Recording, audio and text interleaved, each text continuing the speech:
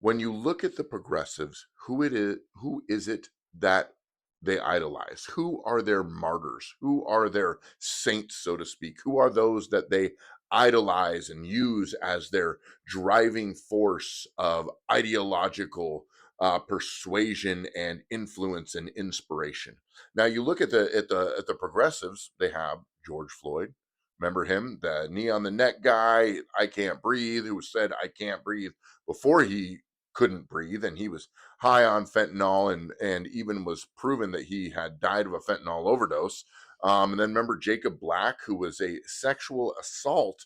Uh, he pled guilty to sexual assault. If you remember back in 2020, and he was they had riots in Kenosha. That's where the whole Kyle Rittenhouse thing came out.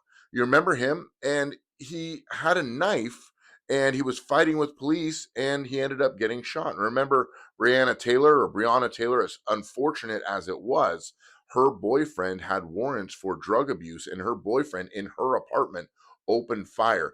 And so because it's like the progressive dismiss the facts about it and they create their own social justice charge out of the situation, so that, and they make it this virtuous thing. They have statues and honorariums and paintings for George Floyd, who was a drug addict criminal. And then you look at the conservatives, and you look at who our martyr would be, or you look at who our saint would be, and that would be who? Vadi Bakum. That would be who? John MacArthur. That would be who? Charlie Kirk. Now, if you think, now obviously Charlie Kirk or Vadi Bachman and John MacArthur, they weren't assassinated as Charlie was, but those are the type of people that we draw human influence from. Those are the people that we look to for human guidance in the words and the articulation to help us kind of describe our cause and our position.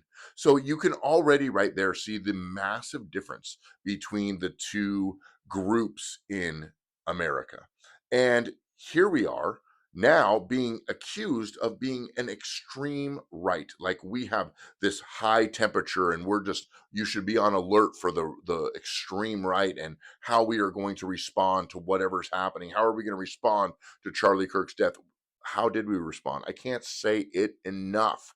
How did we respond? Prayer, worship, vigils, unity, discussion. That's how we responded. They only had police at Charlie Kirk's memorial because they knew that there would be left-wing violence that would be there. Now there's a couple talking